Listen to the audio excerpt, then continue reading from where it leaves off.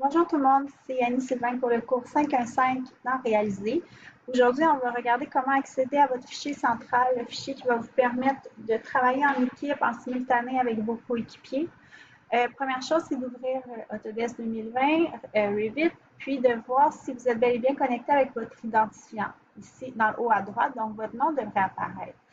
Si ce n'est pas le cas, vous pouvez revoir comment vous connecter à votre connexion Autodesk par le protocole qui vous sera fourni par votre professeur sur le Teams. Donc, une fois que vous êtes bien connecté à Revit, vous allez voir aussi apparaître à gauche un fichier central qui va être nommé sous le numéro de votre équipe. Moi, ce que vous voyez, c'est que j'en ai plusieurs parce que j'ai les étudiants de l'an passé puis j'ai les étudiants de cette année. Mais vous devriez seulement voir apparaître un onglet. Par exemple, si vous êtes l'équipe 4, vous devriez juste voir apparaître un dossier. Dans ce dossier-ci, vous aurez deux options, le dossier plan puis le dossier projet. Si vous voulez accéder au projet, on va cliquer sur le projet, puis vous allez pouvoir accéder de cette façon-là. Donc, vous pourrez accéder de cette façon à votre fichier Revit de base. Donc, une fois votre projet ouvert, vous devriez avoir un fichier vide, plus ou moins, avec seulement le plan d'implantation. Moi, je parle d'un fichier qui a été déjà travaillé dans le passé. Vous allez remarquer qu'il y a un nouvel onglet qui est apparu dans le haut, l'onglet Collaborer, qui va nous servir à gérer notre fichier maintenant qu'on est en fichier central. Donc, synchroniser entre chacun des coéquipiers comment sauvegarder, voir les modifications que les autres font aussi, puis gérer les sous-projets. Pour les sous-projets, on peut voir gérer la collaboration ici.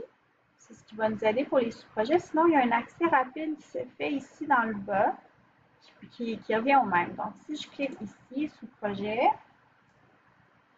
cette fenêtre-là va s'ouvrir. Même chose si je vais la chercher dans le bas. Donc, les sous-projets dans Revit vont vous servir à classer les éléments. C'est vraiment comparable au calque dans AutoCAD. En fait, c'est un petit peu la même chose. Donc, on va créer des calques. Une liste va vous être fournie pour les sous-projets à créer. Les sous-projets qu'on va créer, c'est vraiment pour séparer l'enveloppe, la structure, l'aménagement intérieur, les escaliers, les mobiliers. C'est pour faciliter le travail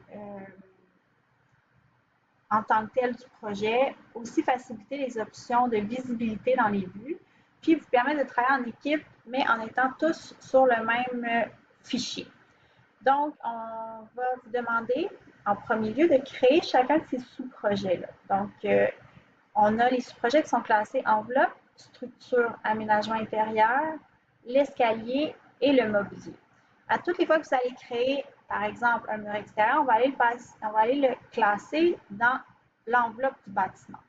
Là, vous voyez qu'on a séparé 1, 2, 3, 4. Si vous êtes en équipe de 4, c'est 4. Si vous êtes en équipe de 3, c'est 3, bien sûr.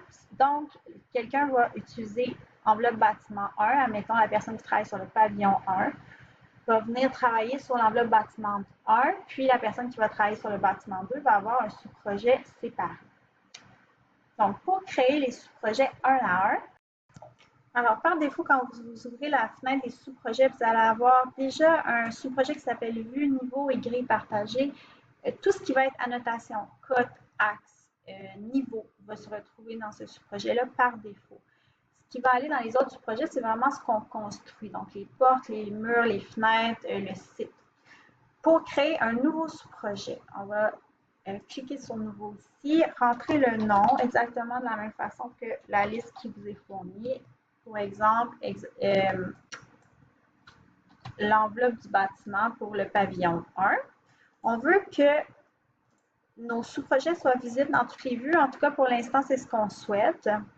La première colonne ici qu'on voit, c'est modifiable par le propriétaire. Ce que ça veut dire, c'est que c'est modifiable, oui, mais seulement par la personne qui le crée. Ce qui n'est pas ce qu'on désire. Nous, on désire que tous les participants, tous les coéquipiers puissent toucher à tous les sous-projets. On veut que même si une personne n'est pas présente, on puisse aller faire les modifications au besoin. Donc, ne pas être bloqué dans notre travail. On va s'assurer qu'ici, ce soit non. Là, ce que ça me dit, c'est que mon projet n'a pas été synchronisé depuis que j'ai ouvert le sous-projet. Donc, pour l'instant, ce qu'on va faire, c'est que je créerai l'ensemble de mes sous-projets. Je fermerai. On va aller synchroniser ici, synchroniser maintenant.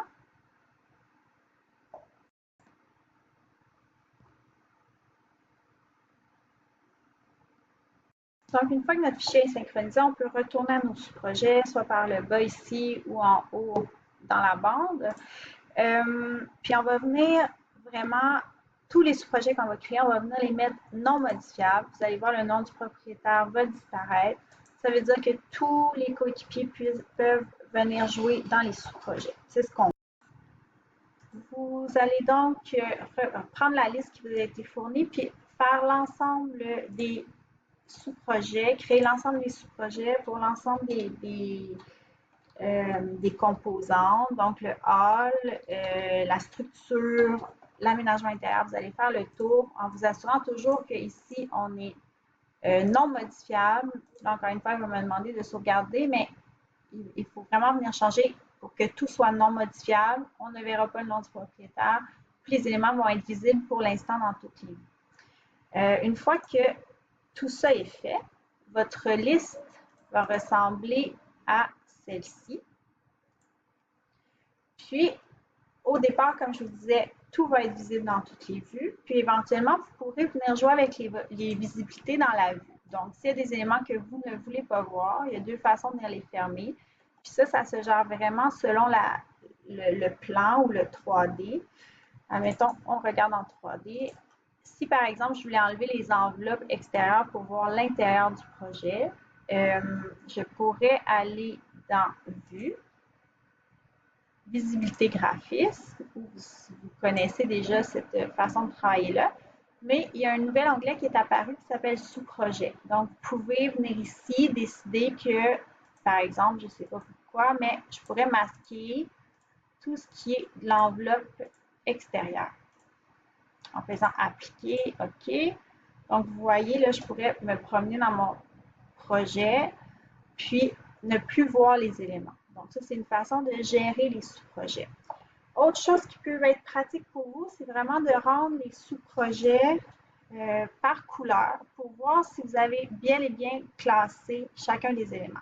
Comme par exemple, si je sélectionne un mur intérieur, on voit ici que son sous-projet, c'est A, aménagement intérieur, bâtiment 3, donc le pavillon 3 de l'élève numéro 3. On pourrait venir ici le changer de sous-projet au besoin. Puis, vous avez aussi une autre option qui est ici, affichage du partage de projet désactivé. Si on veut voir par couleur, vous allez voir, on sélectionne sous-projet. Puis, chacun des éléments va apparaître dans la couleur de son sous-projet. Pour voir, pour bien gérer quelle couleur est attachée à quel sous-projet, vous revenez ici dans la barre du bas, affichage du partage, paramètres d'affichage. Là, vous pouvez voir que chacun des sous-projets a sa propre couleur, puis vous pouvez aller jouer avec la couleur au besoin. Ça peut vous être utile quand vous cherchez l'élément est classé de quelle façon. C'est peut-être un petit peu plus visuel. Si vous voulez le refermer, c'est juste le X dans le bas. L'avantage du projet, c'est donc de venir, comme les calendriers AutoCAD, venir sélectionner sur quel sous-projet on travaille pour nous simplifier la tâche. Je peux venir ici sélectionner, admettons que je veux faire une enveloppe dans le bâtiment 2, je vais venir sélectionner mon sous-projet qui va s'afficher ici, puis aussi dans le haut ici. Donc, l'objet que je vais créer, la construction que je vais faire va être sur ce sous-projet-là par défaut. Vous voyez, ici, je suis dans AE bâtiment 2 comme je désirais. Donc, dernière chose par rapport au sous-projet, si vos coéquipiers travaillent en même temps que vous pourriez recevoir des requêtes de modification. Donc, quelqu'un pourrait vous demander s'il peut utiliser le sous-projet que vous êtes en train d'utiliser. Donc, les requêtes, vous allez les trouver dans le haut ici à gauche ou le petit onglet avec la bulle. Éventuellement, vos requêtes vont apparaître ici pour vous permettre de donner la permission de travailler avec certains sous-projets. Vous pouvez accorder la permission, refuser. On va faire une autre vidéo éventuellement pour vous montrer comment travailler avec les requêtes puis comment les gérer. Pour l'instant, cette vidéo-ci, c'est vraiment comment créer les sous-projets. Une fois que tout ça est fait, puis vous voulez terminer votre enregistrement, c'est super important d'abandonner toutes les données qui sont en sa possession, puis bien sûr de synchroniser. Donc, vous devez synchroniser votre travail pour vous assurer que ce qui a été fait va bien être pris en compte dans votre fichier central. Et une fois que ce sera fait dans votre cas, ils vont vous demander d'abandonner les éléments et les sous-projets ou de conserver la propriété. Vous voulez toujours, dans tous les cas, abandonner tous les éléments des sous-projets pour permettre à vos coéquipiers de continuer le travail une fois que vous avez quitté le fichier. Donc, je pense que ça fait le tour pour les sous-projets. À bientôt!